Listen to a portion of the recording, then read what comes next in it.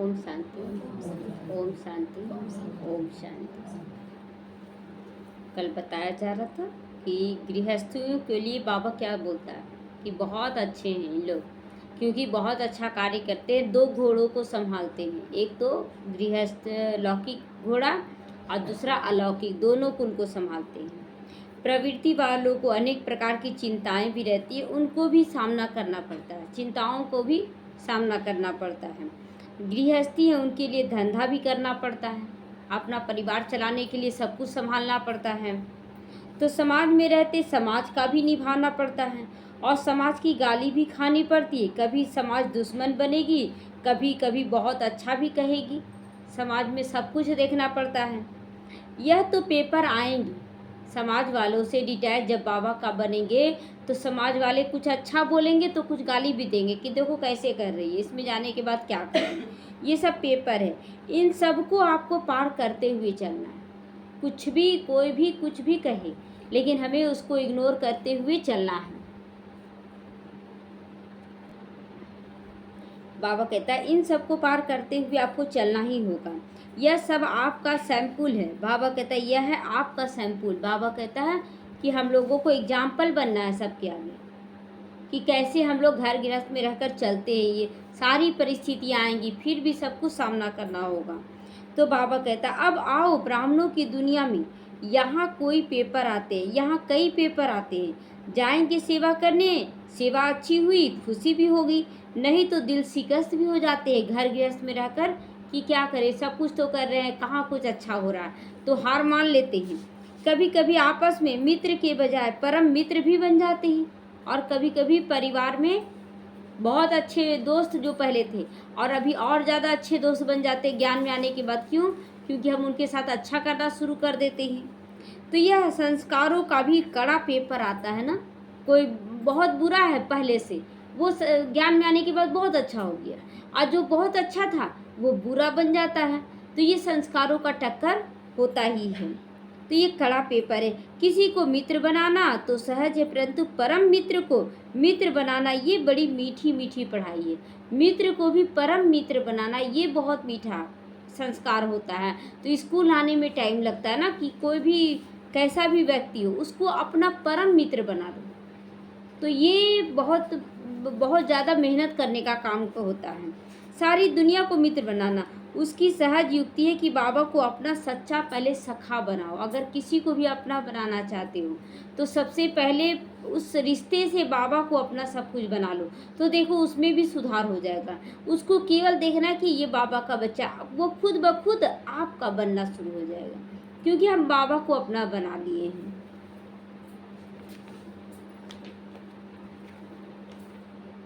आप सभी ने अपने अपने घरों में बाबा का कुंड बनाया हुआ है। बाबा पूछता है कि क्या अपने घर को भी बाबा का घर बना लिए हैं? समझते हैं कि ये बाबा का घर है कि अपना घर है? किसका घर है?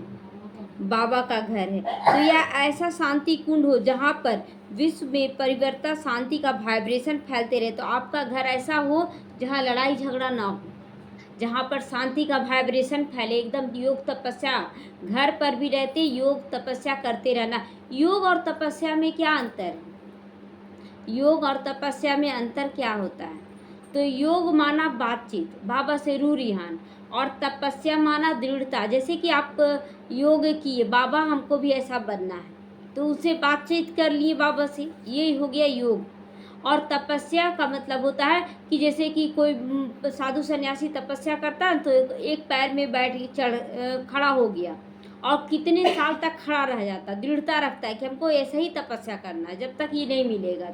तो यहाँ पर भी हम लोग का दृढ़ता ही है ना कि कोई भी धारणा किए तो हमेशा के लिए कर रहे हैं। तो ये एक तपस्या है जो हमेशा के लिए किया जाए। आप कभी आज कर रहे हैं, कल छोड़ दिए, तो ये तपस्या नहीं। तपस्या मतलब पूरा जीवन तपस्वी मूर्त हो जाए, एकदम कई बहुत लंबे समय तक एक जैसा स्थिति बन जाए, वो होता है तपस्या। तो बाबा कहता है योग और तपस्या का कुंड बना दो अपने अपने घरों को। योग तपस्या करो घर पर भी, ताकि आपके पवित्रता का वाइब्रेशन, योग का वाइब्रेशन पूरे घर को स्वच्छ बना दे। तो आप सब ने पहला संकल्प लिया कि हमें बाबा के कार्य में सहयोगी बनना है। बनना है कि नहीं? बाबा के कार्य में तो बनना है। मैंने वरदाता से जो वरदान पाए हैं वह मैं औरों को भी दूँ। अब ये भी प्रतिज्ञा लेना है कि हम जो बाबा से पा रहे हैं वो अनेक आत्माओं को देते चले, बांटते चले। क्योंकि देखिए, जब हम लोग जाते हैं मंदिर, तो मंदिर जाते हैं तो कुछ फल या कुछ भी बना हुआ चीज़ लेके जाते हैं। तो क्या बोलते हैं कि जा रहे मंदिर, जा रहे चढ़ाने के लिए प्रसाद ले लेते हैं, ये फल मंगा लिए, ये फल मंगा लिए, ऐसे बोलते हैं कि जा रहे मंदिर जा रहे हैं। उस समय तक वो प्रसाद नहीं बनता है। जब आप परमात्मा पे अर्पण कर देते हैं तब उधर से लाएं, तब बोले कि मंदिर गए थे प्रसाद है। चेंज हो गया वही चीज़। पहले बोले कि फल है, ये है, वो है, मंगा लिए। जब लेकिन मंदिर से आए तो बोले मंदिर गए थे ना, ये प्रसाद है। अंतर हो गया ना। उसी तरह ये जीवन हमारा था, तो जब जैसे ही हम बाबा के बनते हैं तो ये जीवन भी क्या बन गया, प्रसाद बन गया बाबा का। अब ये जीवन क्या होना चाहिए, अनेकों को बांटना है। अनेकों को मतलब हम जो जीवन में धारण कर रहे हैं, बाबा का बनने के बाद कैसा महसूस कर रहे हैं, वो सबको बताना है कि हाँ, यहाँ आने के बाद ऐसा लग रहा है, यहाँ आने के बाद ऐसा लग रहा है। आप लोग भी मिलिए, भगवान से मिलिए। तो ये प्रसाद बनाकर सब जितने लोगों को बांटेंगे उतना आपका जीवन सुंदर बनेगा। प्रसाद थोड़ा थोड़ा देते जाते हैं, लेकिन मन ये होता है, शांत हो जाता है कि बहुत अच्छा लग रहा है। प्रसाद जितना लोगों को बांटते हैं उतना पुण्य हासिल होता है। उसी तरह हम अपने जीवन में रहते हुए भी जितनों का जीवन सुधार सकते हैं, सुधार दें। जितनों का जीवन सुधार सकते हैं, क्योंकि दुख, अशांति, बीमारी तो बढ़ना ही है, और ऐसा बढ़ेगा कि लोग रोएंगे। उसके पहले हम लोग उसको संदेश देकर उसको बाबा का बना दें। ये है पुण्य का खाता जमा कर देना। तो इसी महादान, श्रेष्ठ दान, महादान ज्ञान दान, सबको सुख, बाबा कहता है कि सबको बाप का बना देना ज्ञान देकर, ये महादान होता है, ये श्रेष्ठ दान होता है, अविनाशी दान का। सब ने संकल्प लिया है कि हमें ये दान करना है, अनेक आत्माओं को बाप से मिलाना है। ये प्रतिज्ञा ले रहे हैं कि केवल सुने सुनाए हो गए, बस उतना ही तक नहीं, अनेक आत्माओं का जीवन बदल दे, ये प्रतिज्ञा लेना है। तो इसी संकल्प के साथ आप सबने व्रत लिया है कि अब हमें पवित्र बनना है, पवित्र जीवन अपनाना है, तन से भी पवित्र और मन से भी पवित्र। अपवित्रता को इस हवन कुंड में स्वाहा कर दो। अपवित्रता को, अपवित्रता केवल बाहरी नहीं होता है, मन का भी अपवित्रता होता है। तो आज से जो भी गलत संस्कार है सब यहाँ स्वाहा कर दी, और एकदम बाबा का ये जीवन तन मन प्रसाद बन चुका है। अब इस प्रसाद में कोई विष नहीं होना चाहिए, कोई भी विष का अंश भी नहीं होना चाहिए। विष का मतलब होता है कोई विकार, काम, क्रोध, लोभ, मोह, अहंकार, ईर्ष्या, द्वेष, झूठ, चुगली कुछ भी नहीं होना चाहिए। जैसा संग वैसा रंग लग जाना चाहिए। दो तोता का कहानी है ना, कि दो तोता था, एक तोता चोर के साथ रहा और एक तोता साधु के साथ रहा। तो एक आदमी जा रहा था तो रास्ते में एक तोता बोले मारो पीटो इसको लूटो, खूब चिल्ला रहा था। बोले कौन बोल रहा, देखता तोता बोल रहा, तो डर से वो चला जाता वहाँ। फिर एक आश्रम के पास जाता है, आइए महाशय बहुत थक गए हैं, आप कुछ जलपान कर लीजिए। मतलब इस ढंग का, वो जो साधु के हाथ था तोता, वो इस ढंग से बोलता है कि आइए महाशय बैठिए, विराजिए, कुछ जलपान करके ही जाइए, हमें भी कुछ मौका दीजिए आपके स्वागत का, ऐसे बोलने लगा। बोले कि वाह कितना अंतर है, तो दोनों तोता ही है, लेकिन दोनों में कितना अंतर है। तो गया वहाँ के साधु से पूछा, तो बोले कि देखो संग का रंग लगता है कि वो तोता चोर के, दोनों एक ही जोड़ा है, दोनों भाई हैं, लेकिन वो तोता रहा चोर के संग में, तो लूटो मारो यही सब करने, काटो यही सब सीखा वो, और ये यहाँ पर रहा, इसलिए ये स्वागत करना सीखा, हर एक आत्मा के साथ अच्छा व्यवहार करना सीखा। उसी तरह हम लोग भी हैं कि एक है परमात्मा के संग में और एक है कलयुगी माया के संग में। उन लोग क्या कर रहा है कि करते हुए भी एक दूसरे का शिकायत करना, निंदा करना, उसको ऐसे करना, और यहाँ पर बाबा के संग में सिखाया जा रहा है कि आपको सबको सुख देना है। तो सबको सुख देना, तो ये संग हम लोगों को दिखाना, वो अपना संग दिखा रहे हैं, उनका भी दोष नहीं है क्योंकि वो अपना संग में। तो हमें भी तो अपना संग का रंग लगाना है सबको, कि देखो हम क्या सीख रहे हैं। हम जब सीखेंगे तभी हम दूसरों को सिखा सकते हैं, दूसरे हमसे प्रभावित हो सकते हैं। हमारे अंदर जो भी कमी कमजोरियां हैं वो सब बाबा को अर्पण कर दें और बोले कि हमको अच्छा बनना ही है, ये दृढ़ प्रतिज्ञा ले, यही तपस्या है कि मुझे अच्छा, और अच्छा बनने में ही कांटा ज़्यादा। आप गलत रास्ते में जाएंगे, कोई भी नहीं टोकेगा। अच्छे रास्ते में जाएंगे, 10 लोग टोकेगा, अरे यहाँ जा रहे हो, यहाँ ऐसे होगा, ऐसे होगा, 10,000 लोग टोकेंगे। सही बात है, यहाँ आए कितने लोग टोका। हाँ, कितने लोग टोकेंगे, क्योंकि अच्छे रास्ते में कलयुगी है ना, वो क्या माया विराज है, तो माया क्या कर रही है ना कि मेरा परिवार जा रहा है। आप देखिए, जैसे कि जो दुकान चल रहा है, जो दुकान चल रहा है पहले से, अचानक कोई दूसरा दुकान खोल ले और आप वहाँ जाने लगिएगा दूसरे दुकान में, तो पहले दुकान का जो भी बोले कि देखो, बोल रहा था दुकानदार कि तुम वहाँ क्यों नहीं जा रही है, वहाँ क्यों जा रही है। तो वही चीज़ यहाँ, माया का दुकान पहले से चल रहा है और अभी बाबा का दुकान खुला है, तो अब बाबा की दुकान में आएंगे तो वो तो टोकेगा ना, इतना दिन से उसका खाना खा रहे हैं, काम, क्रोध, लोभ, मोह, अहंकार उसी का खाना है ना, और अब हम शांत हो रहे हैं, तो अब इधर का खाना खा रहे, वो तो टोकेगा ही टोकेगा। लेकिन हमें अपनी निर्णय शक्ति को बढ़ाना है कि हम क्या करें, क्योंकि देखिए, जीवन का अंत अचानक हो जाएगा, कोई नहीं जानता है।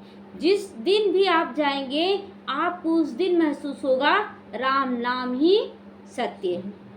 राम नाम ही सत्य क्या है कि हम जो श्रेष्ठ कर्म कर रहे हैं, हम भगवान को जो याद करें, वही हमारे साथ जाएगा। वो संदेश है, वो तो मुर्दा है, जो 4 लोग बोलते हैं ना, वो सुनाते हैं कि देखो यही रीति सबको जाना है।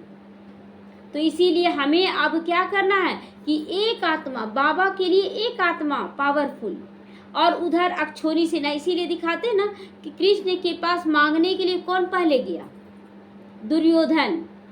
और दुर्योधन अहंकार बस कहाँ बैठा, वो नहीं देख पाया कि भगवान बैठे हुए हैं, वो तो सर की तरफ बैठ गया। अब अर्जुन जो बाद में गया, बाद में ही अर्जुन क्यों गया, तो क्योंकि यहाँ पहले भक्ति, पहले कलयुग है, उसके बाद उसी में से ज्ञान मार्ग में आया जाता है। तो इसीलिए वो भक्ति मार्ग दिखाया गया दुर्योधन, कलयुगी संस्कार दिखाया गया, अहंकार दिखाया गया। वो सर की तरफ बैठा कि हम तो बहुत श्रेष्ठ हैं। और जो अर्जुन ज्ञान ले लिया, उसके अंदर नम्रता आ गया, वो पैर की तरफ बैठा।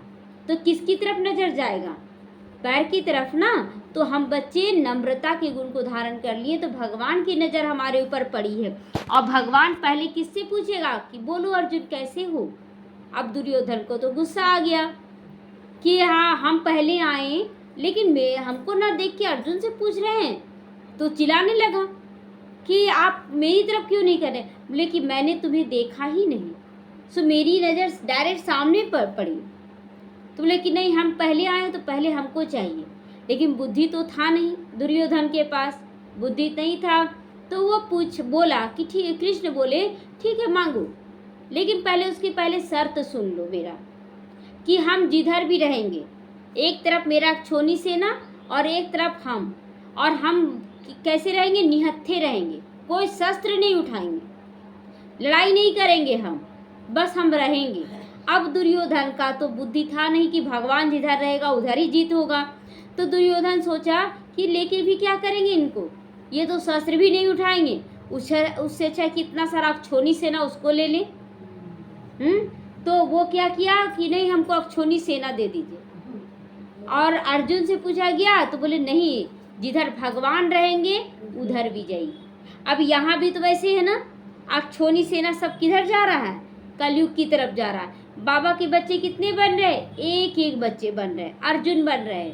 लेकिन हम लोगों का दृढ़ विश्वास क्या है कि जिधर अच्छाई है, जिधर भगवान का संग है, वो विजय निश्चित है, विजय निश्चित है। और निश्चिंत होकर हम लोग पुरुषार्थ करते जा रहे हैं। हार कौन रहा है, हार कौन रहा है, बाबा के बच्चे हार रहे हैं, बिल्कुल भी नहीं, बिल्कुल भी नहीं हार रहे हैं, वो जीतते चले जा रहे हैं, दुनिया वाले शांत होते जा रहे हैं।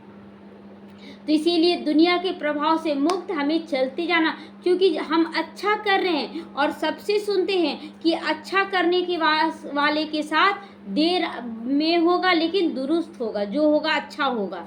तो इसीलिए हमें ये नहीं सोचना कि कब अच्छा होगा, कैसे अच्छा होगा, नहीं, अच्छा होना ही है। जब हम अच्छा कर रहे, भगवान के साथ चल रहे, भगवान की वाणी सुन रहे, मेरे साथ सब अच्छा होगा। तो ये दृढ़ संकल्प करके अक्षोनी सेना को क्या करे, किनारा कर दे।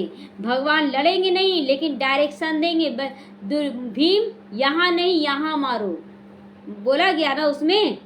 तो यहाँ पर भी बाबा हमें पल पल डायरेक्शन देगा, बच्चे ऐसे नहीं ऐसे करो, विजय तो तुम्हारी निश्चित है, वरदान दे रहा हूँ मैं, तुम सफलता मूर्त हो। तो कितना उमंग उत्साह। आज देखिए एक छोनी सेना एक तरफ हो गई थी और अकेले, लेकिन बाबा कैसे इतना अच्छा से करवा रहा है सारा कार्य।